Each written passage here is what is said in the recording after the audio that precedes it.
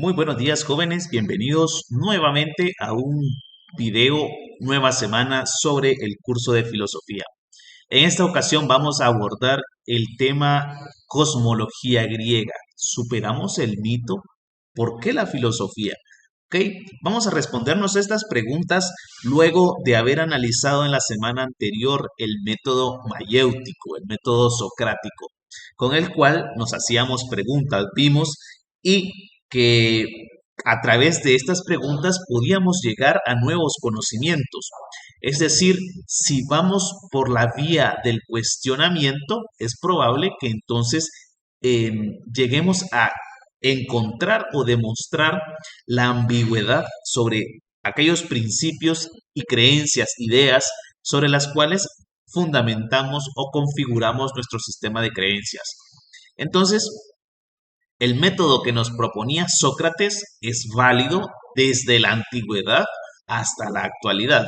Tanto así que, como les decía en el video anterior, eh, que los docentes procuran utilizarlo en las aulas, en los salones de clase, cuando hacen preguntas y el estudiante responde. Sin embargo, no le dan continuidad al método.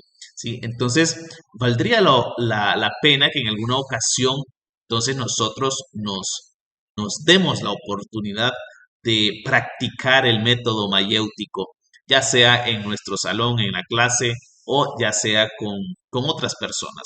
Ustedes practiquen el método mayéutico y verán que es efectivo al momento de procurar la interrogación, el cuestionamiento, pero sobre todo el acercarnos a nuevos conocimientos a partir de la duda, a partir de la ambigüedad que tienen algunos conceptos sobre los cuales fundamentamos nuestras creencias. Muy bien, como les decía, el tema de hoy es cosmología griega. ¿Qué es la cosmología griega? La cosmología griega es el sistema de creencias religiosas, míticas, sobre la cual fundamentaban principalmente su sistema de creencias.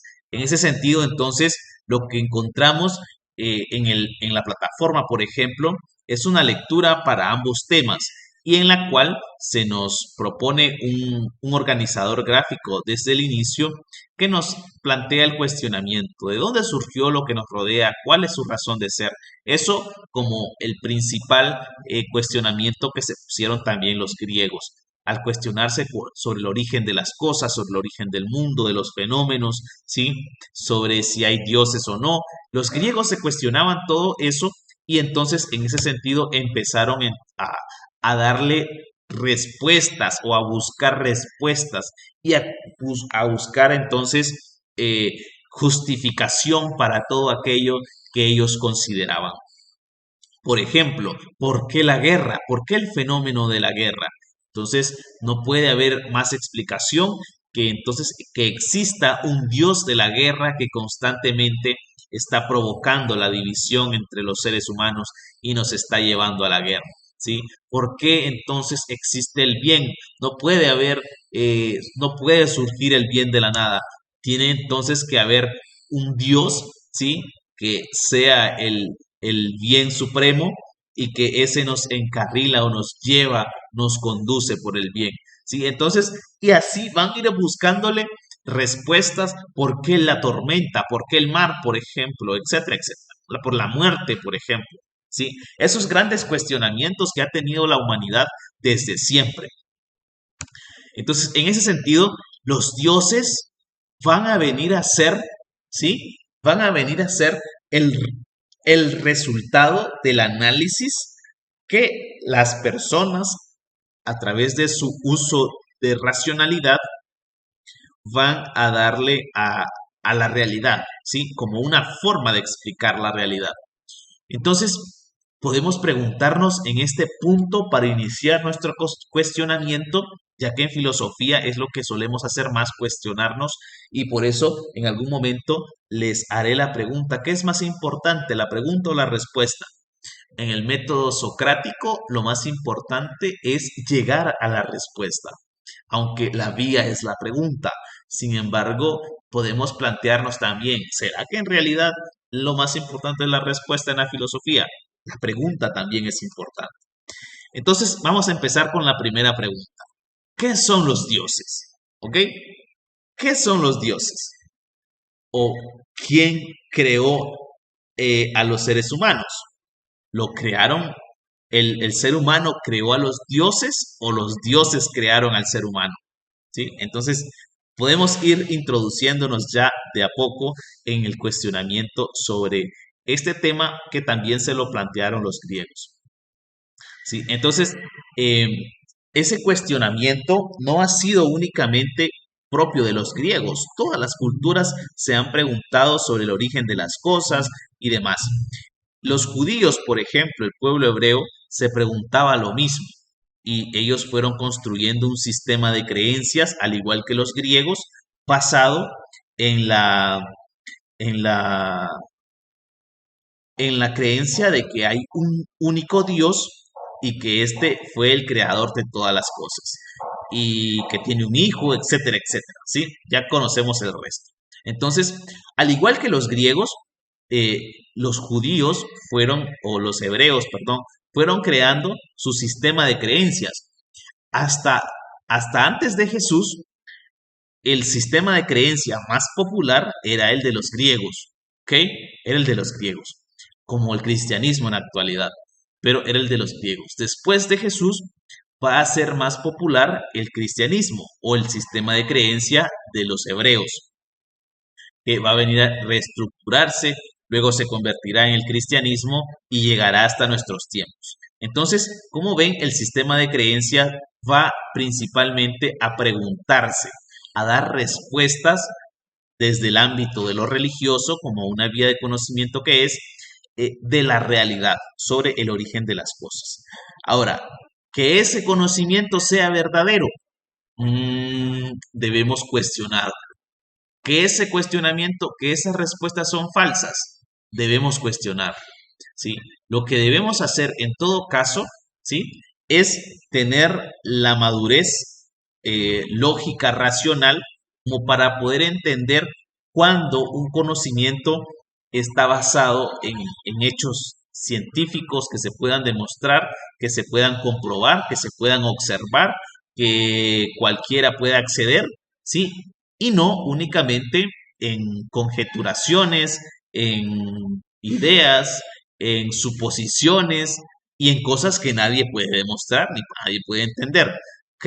Entonces, porque, por ejemplo, si a mí me dicen que, em, que el mundo fue creado, ¿de dónde fue creado? O que el universo fue creado, ¿de dónde fue creado? ¿O qué había antes del universo?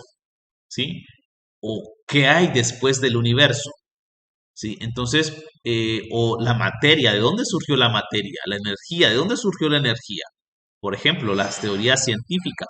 ¿Sí? Entonces, cuestionando ambas paradigmas de pensamiento, tanto el científico como el religioso, podemos entonces ir construyendo una idea propia o una percepción que nos invite a tener un criterio quizás más lógico sobre diferentes temas.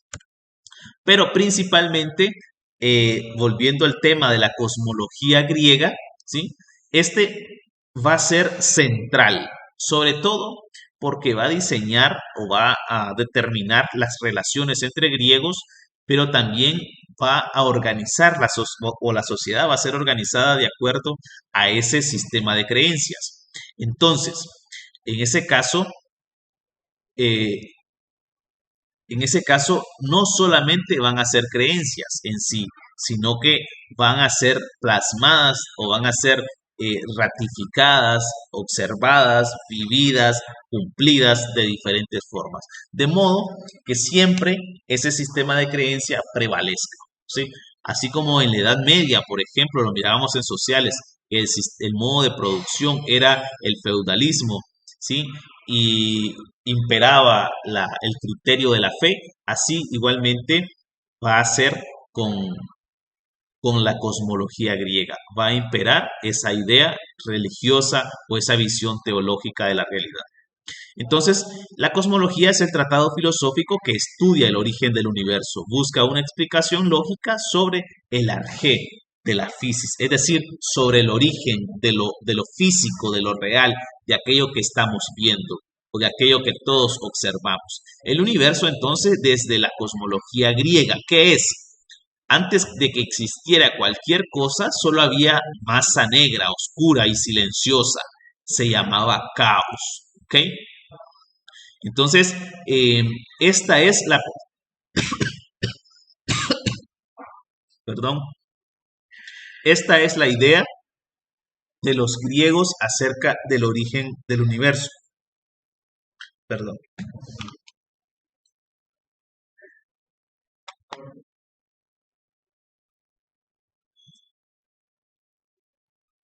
Al finalizar este análisis o este conocimiento sobre la idea que tenían los griegos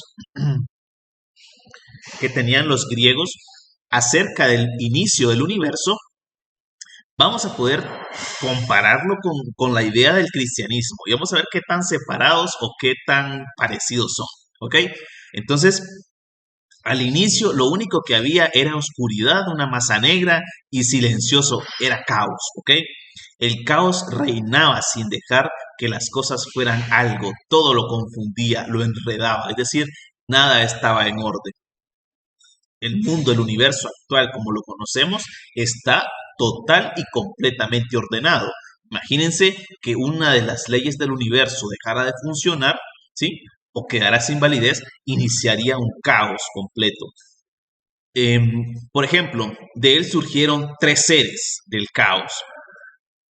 Erebo, la oscuridad, Nix o la negra noche y Eros. Saber qué son cada uno de estos. Entonces, eh, Erebo y Nix, con ayuda de Eros, dieron a luz a Amor. ¿Ok? Amor se encargó de ordenar y dar forma al universo. Entonces el universo está impregnado de amor. De amor nacieron luz y día. Oigan bien, de la luz y el día pudo nacer Gea, la tierra. Interesante. Gea no nació de nadie, emergió de manera espontánea. Porque la luz y el día no son una persona ni son un objeto, obviamente. Son, eh, son fenómenos sociales, naturales que vemos, percibimos, pero no podemos tocar. ¿Sí? Entonces, por eso es que dice que no nació de nadie, emergió de manera espontánea. Interesante. Vamos a ver qué más nos dice la cosmología griega. Erebo y Nix, con ayuda, esto ya lo habíamos visto.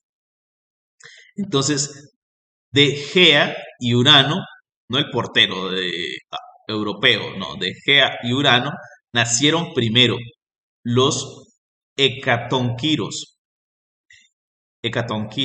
monstruos inmensos. Fueron tres, Coto, Briareo y Giges. Luego nacieron los cíclopes, gigantes de enormes poder y con un solo ojo en el centro de la cabeza. Por último nacieron los titanes, varones, Crío, Seo, Hiperión, Japeto, Océano y Cronos. Hembras, eh, Nemocine, Febe, Rea, Tea, Temis y Tetis. Vamos a ver qué interesante es este asunto. De Urano y de Gea nacieron los gigantes, las erinas, las ninfas del Fesno. De los genitales de Urano y las espumas del mar nace Afrodita. ¿Ok? Aquí quizás ya esté un poquito más conocido el asunto. Cronos es el nuevo rey del universo. ¿Ok? Eh, Esto ya lo habíamos visto.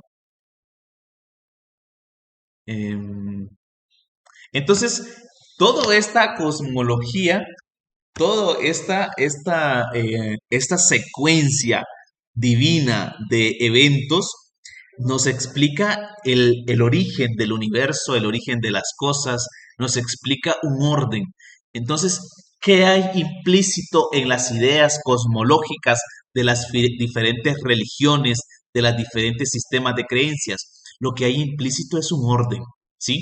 Si ustedes fíjense en el Génesis, por ejemplo, el primer día creó tal cosa, el segundo tal cosa, el tercero tal cosa, hay un orden, ¿sí? No va a crear primero los animales y de último va a crear la tierra, por ejemplo, o de último va a crear el universo, sino dónde van a estar entonces, ¿sí? Entonces, todo tiene un orden. No va a crear primero el día y la noche y después va a crear los astros, por ejemplo, ¿sí? Entonces, todo tiene un orden. El universo tiene un orden y eso siempre lo hemos identificado. Ahora, en los griegos, ¿quiénes escribieron o dieron origen a toda esa cosmología? Lo hicieron estos dos señores, Homero y Hesiodo. ¿Ok? Homero era poeta de la aristocracia y Hesiodo era un poeta especialmente campesino.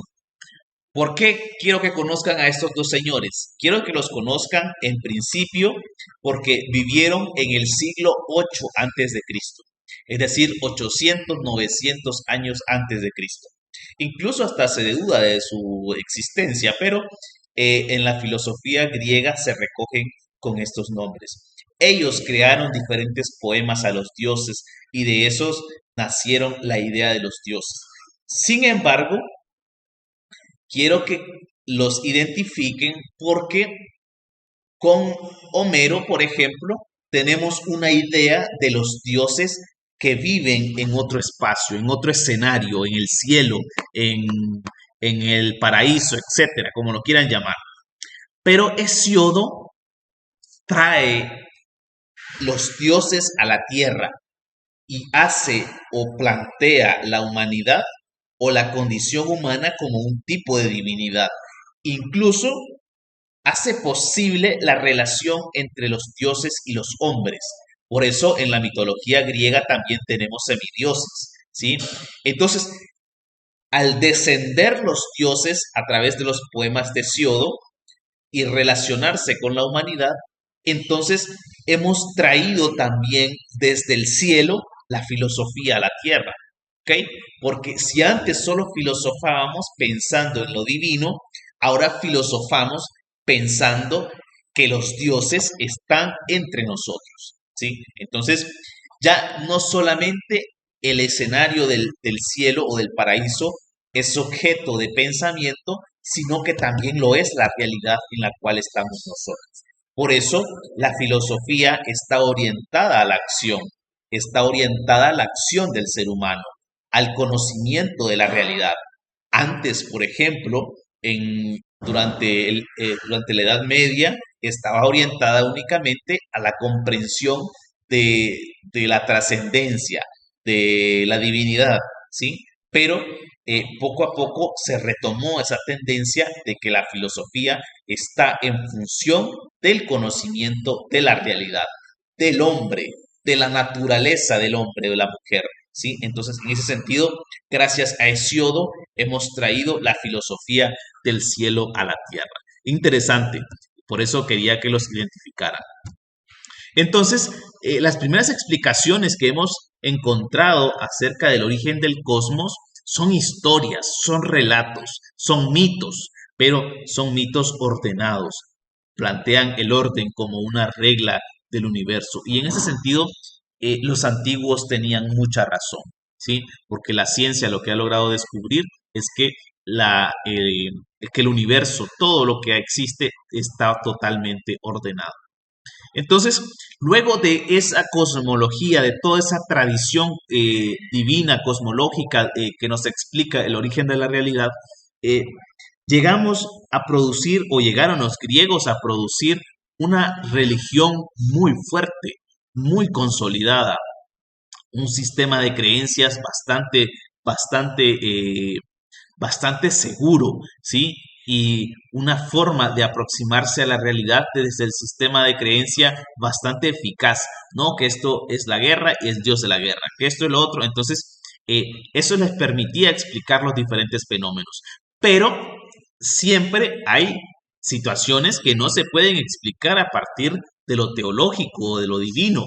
Hay situaciones en la realidad que necesitan otro tipo de explicación, como las que planteaba Sócrates, por ejemplo. ¿sí? Entonces, la filosofía va a surgir en este escenario, Éfeso, Miletos, eh, Tarsia, Macedonia, este escenario, ¿sí? Va a surgir en todo este escenario principalmente por ser costero, ¿sí?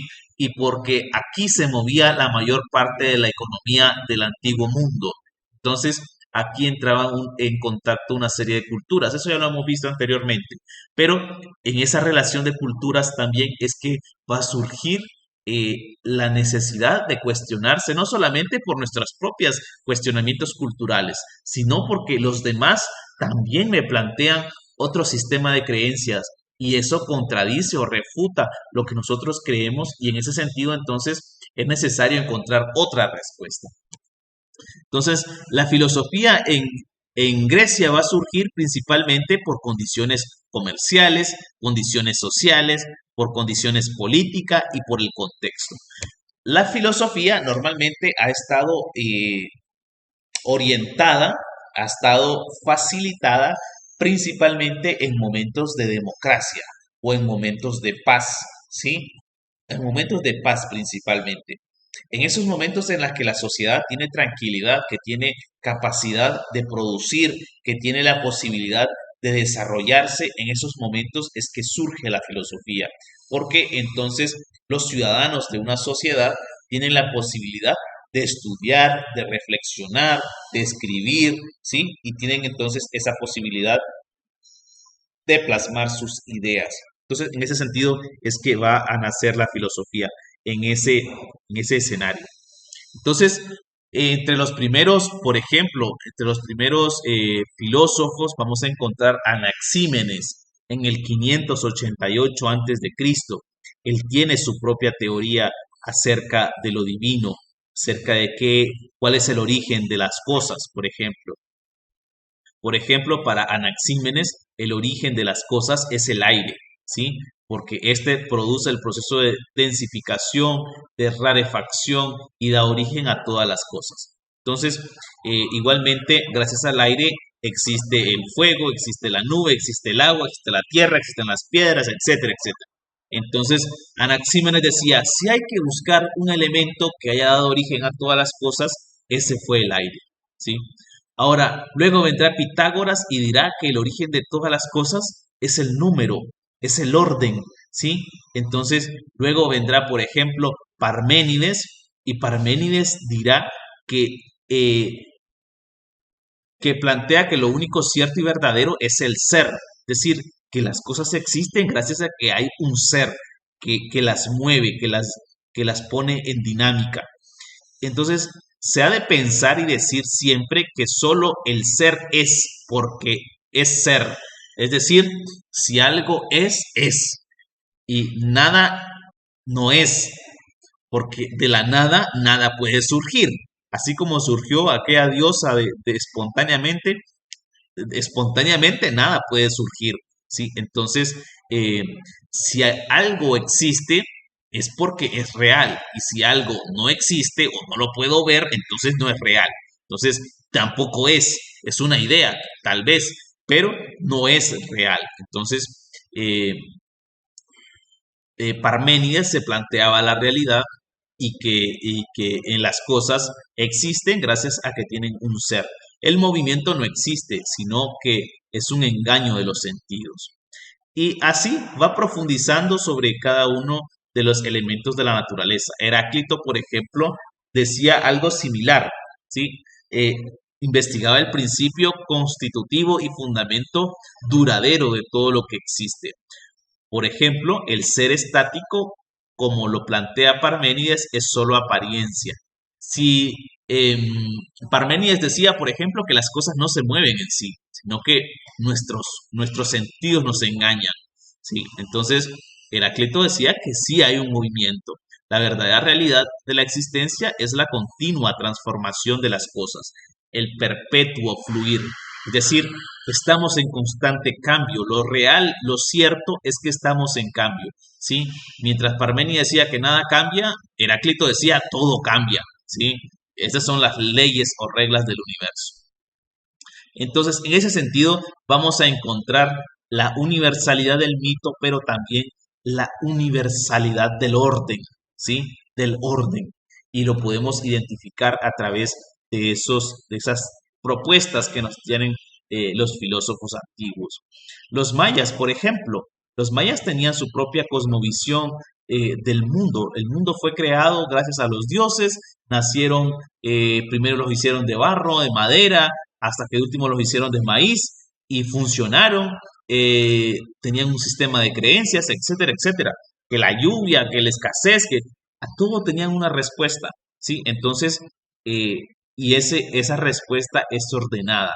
Entonces, así como los griegos tenían su propia cosmovisión, también lo tienen los mayas. Entonces, en ese sentido, es una forma de pensamiento diferente, pero propia de Guatemala.